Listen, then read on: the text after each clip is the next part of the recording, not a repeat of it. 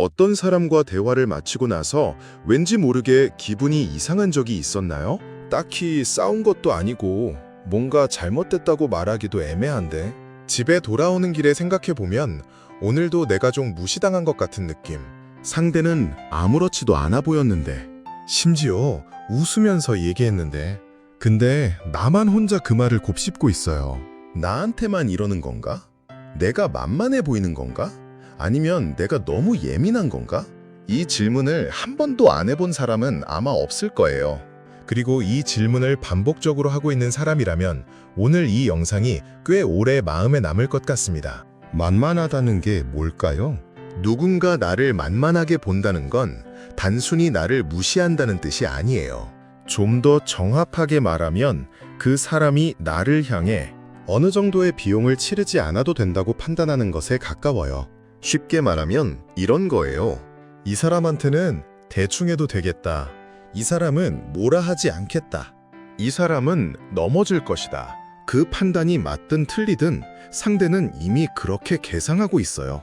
그리고 무서운 건 그 계산이 항상 틀리지 않는다는 거죠. 왜 그럴까요? 왜 어떤 사람은 유독 이런 상황이 반복될까요? 나쁜 사람을 만나서? 운이 나빠서? 아니면 정말로 내가 문제인 걸까요?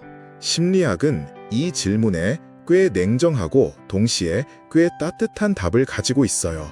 심리학에 경계라는 개념이 있어요. 우리말로는 경계선 혹은 선을 긋는다는 표현으로도 쓰이죠. 경계는 단순히 여기까지만 허용하겠다는 규칙이 아니에요. 경계는 일종의 신호예요. 내가 어떤 사람인지, 나를 어떻게 대해야 하는지를 상대방에게 전달하는 무언의 메시지. 그런데 이 경계가 흐릿한 사람이 있어요. 아니, 흐릿하다기보다는 처음부터 잘 세우지 않은 사람이라고 하는 게 맞아요. 이런 사람들은 대개 이런 특징이 있어요. 거절을 하면 미안함을 느껴요. 상대가 불편해 보이면 내가 먼저 양보해요. 싫다는 말을 입 밖에 꺼내는 것 자체가 어색하고 불편해요. 그리고 결정적으로 갈등이 생기면 빨리 무마하려고 해요. 이건 나쁜 성격이 아니에요. 오히려 많은 경우 어린 시절부터 형성된 애착 방식과 관련이 있어요. 심리학에서는 이것을 불안애착 혹은 회피 불안형 애착이라고 불러요. 어릴 때 감정적 안정이 불안정했던 환경에서 자란 사람들은 관계가 깨지는 것 자체를 생존의 위협처럼 느끼도록 학습되기도 해요. 그래서 갈등을 피하고 양보하고 상대를 기쁘게 하는 것이 곧 나를 지키는 방법이 되어버린 거예요. 문제는 이 방식이 처음엔 관계를 유지하는 데 도움이 되는 것처럼 느껴진다는 거예요. 그런데 시간이 지나면 그게 나를 지키는 게 아니라 나를 지우는 방식이 됐다는 걸 알게 돼요. 또 하나의 심리학 개념을 이야기해 볼게요. 셀프 사일런싱이라는 거예요. 스스로를 침묵시키는 것. 관계를 유지하기 위해 내 감정, 내 의견, 내 불편함을 억누르는 행동이에요. 처음엔 한 번이에요. 이번 한 번만은. 그 다음엔 또 이번 한 번만. 그리고 어느 순간 그게 그 관계의 기분값이 되어버려요. 상대방은 그걸 착취하려고 한 게 아닐 수도 있어요. 그냥 그게 당연해진 거예요. 당신이 계속 그렇게 해왔으니까. 이게 만만해 보이는 진짜 심리적 구조예요. 나쁜 사람이 착한 사람을 노린 게 아니라 내가 보내온 신호들이 쌓이고 쌓여서 상대방의 태도를 만들어간 거예요. 그런데 이게 더 복잡해지는 이유가 있어요. 한번 만만한 사람으로 인식된 관계에서는 거기서 벗어나기가 굉장히 어려워요. 왜냐면 상대방은 이미 나에 대한 기대값을 형성해 놨거든요. 이 사람은 뭐라 안 한다. 이 사람은 결국 해준다. 이 사람은 불편해도 참든다. 이게 관계의 패턴으로 굳어지면 내가 어느 날 갑자기 아니요 라고 말했을 때 상대방은 오히려 당황하거나 불쾌해요. 심지어 나를 이상하게 보거나 왜 갑자기 이러냐는 반응을 보이기도 하죠. 이건 상대방이 특별히 나쁜 사람이어서가 아니에요. 인간의 관계 심리 자체가 기대 항상성, 즉 이전 패턴을 유지하려는 방향으로 작동하기 때문이에요. 우리는 관계에서 예측 가능성을 원해요. 상대가 나를 어떻게 대할지, 내가 상대에게 어떻게 대해야 할지. 그 예측이 갑자기 깨지면 불안해지거든요. 그래서 내가 변화를 시도할 때 오히려 관계에 파문이 생기는 거예요. 변한 게 나인데 마치 내가 잘못한 것처럼 느껴지는 순간들. 그리고 그 파문이 불편해서 다시 예전 방식으로 돌아가게 되는 악순환. 이 구조가 보이시나요? 만만하게 보이는 건 한 번의 사건이 아니에요. 수십 번의 선택들이 만들어낸 관계의 지형이에요. 실제로 이런 상황을 생각해 볼게요. 직장 동료 중에 유독 나한테만 일을 떠넘기는 사람이 있어요. 처음엔 이번 한 번만이라고 했어요. 그 다음엔 네가 이걸 잘하잖아 라는 말로 포장됐어요. 나는 거절하기가 애매했어요.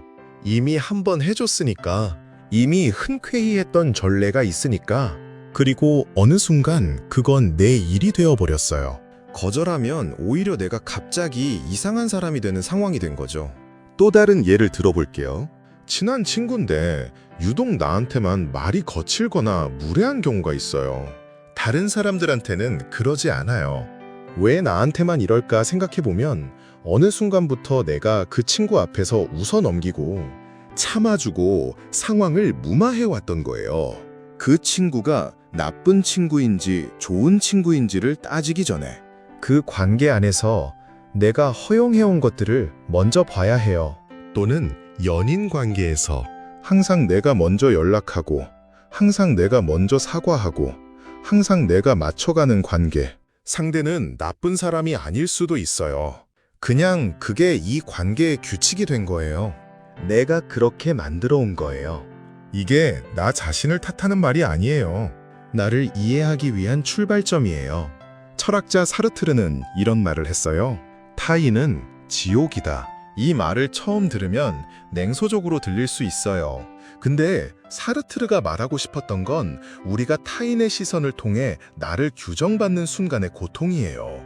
타인이 나를 보는 방식이 나를 정의하게 될 때 나는 내가 아니라 타인이 만든 나가 되어버려요. 만만하게 보이는 것도 이와 비슷해요. 상대가 나를 어떻게 보느냐가 관계의 규칙이 되어버리는 순간 나는 내 존재를 타인의 해석에 위탁하게 돼요. 에리히 프롬을 다른 방식으로 이 문제를 짚었어요. 그는 자유로부터의 도피라는 책에서 인간이 자유를 두려워하기 때문에 타인에게 의존한다고 말했어요.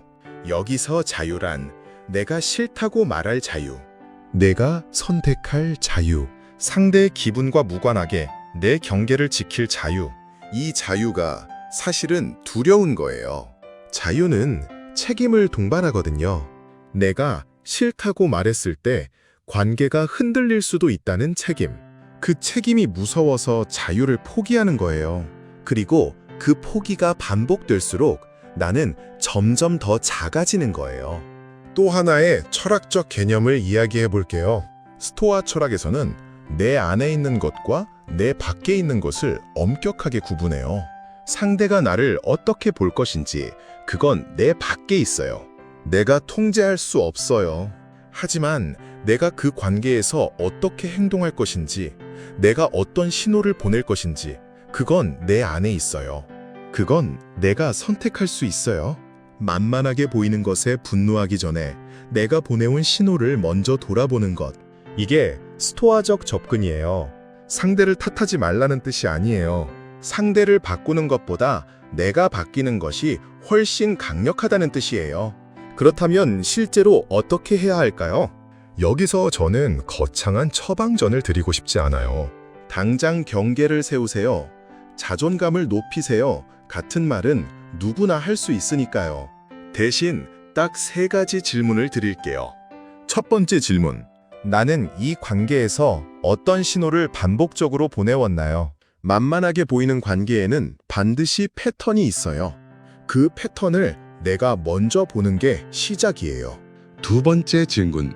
나는 거절하거나 불편함을 표현했을 때 어떤 감정이 올라오나요? 미안함, 죄책감, 두려움. 이 감정들이 너무 강하다면 그건 경계의 문제가 아니라 감정 처리의 문제일 수 있어요. 이걸 알아채는 것만으로도 이미 많은 게 달라져요. 세 번째 질문. 이 관계에서 나는 나를 지키고 있나요? 아니면 관계를 지키고 있나요? 관계를 지키기 위해 나를 지우는 것. 이게 결국은 관계도 나도 모두 잃게 만드는 길이에요. 나를 지키는 것이 오히려 진짜 관계를 만드는 유일한 방법이에요. 경계를 세운다는 게 냉정해지거나 차가워지는 게 아니에요. 오히려 경계가 있는 사람은 더 따뜻하게 관계할 수 있어요. 왜냐면 억울함과 소진 없이 관계할 수 있으니까요. 내가 선택해서 주는 것과 어쩔 수 없이 빼앗기는 것은 완전히 다른 감정이에요. 경계는 벽이 아니에요. 경계는 문이에요. 내가 원하는 사람에게 내가 원하는 방식으로 열 수 있는 문. 어떤 관계에서 자꾸 만만하게 보인다면 그건 당신이 약해서가 아니에요. 어쩌면 당신은 그동안 너무 많은 것을 혼자 감당해 온 거예요. 너무 오래, 너무 조연하게. 그 수고를 먼저 알아줘야 해요. 다른 누구보다 내가 먼저. 그리고 그 다음 딱 하나만 물어보세요. 나는 이 관계에서 나로 있을 수 있나요? 이 질문에 망설임 없이 그렇다고 답할 수 있는 관계. 그 관계가 당신이 마땅히 가져야 할 관계예요. 사람들은 저마다 자신에게 허용된 방식으로 타인을 대해요. 당신이 허용하는 것들이 당신을 향한 관계의 언어가 됩니다. 그러니 오늘부터 아주 조금씩 당신 자신에게 더 친절한 허용을 해주세요.